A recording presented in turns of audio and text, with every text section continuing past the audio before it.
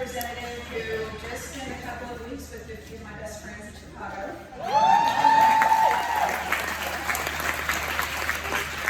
Started out going to Albany, New York, and we went in small groups to different states to talk to the governors to really make sure they understood what was going on in Texas.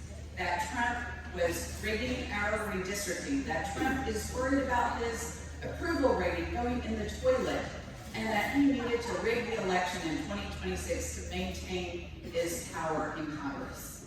And we said, we're not going to stand for it. Now, we're not telling you what to do in your state, but we're letting you know what's going on in our state.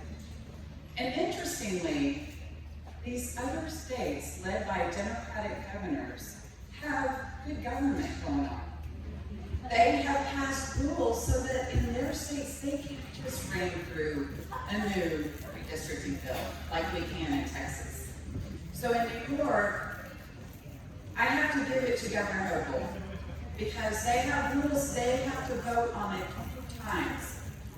And they can't get a new bill passed by 2026. But she said, I'm going to start the process.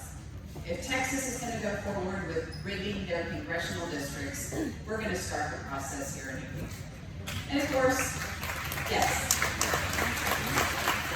Y'all know what happened in California, Governor Newsom, same thing. They have independent redistricting commissions.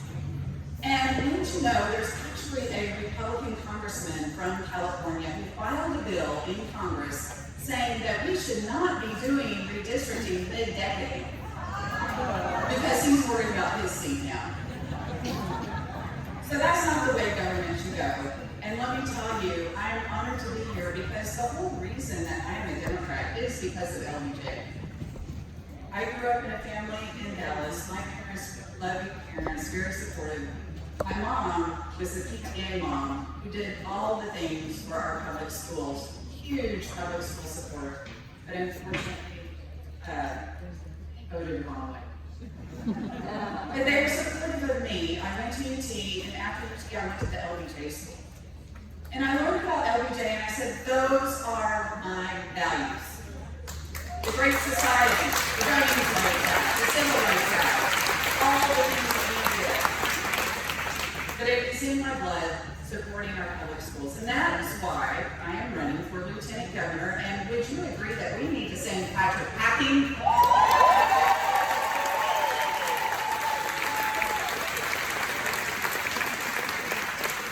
Well, when I am Lieutenant Governor, I am going to bring that $1 billion back into our neighborhood public schools.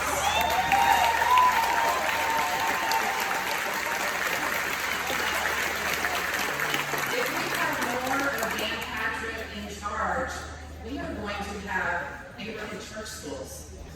Every classroom having the 10 Commandments on the wall, chaplains for mental health counselors, prayer in school. Hey, I'm not against church. I grew up in church. But that is separate. You know, because Republicans nowadays don't believe in separation.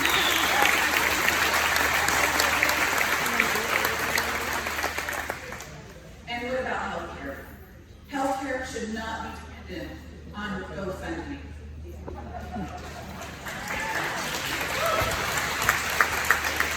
This session, I watched as Lieutenant Governor Dan Patrick tried to doge away Medicaid for our families that need to go see primary care doctors. So whether it's education, whether it's healthcare, whether it's water, I know that's a huge critical issue in Mays County and around the state, or whether it's housing affordability. I'm going to be working for the people. And so I appreciate all of you and working together to change this state, because isn't it past time?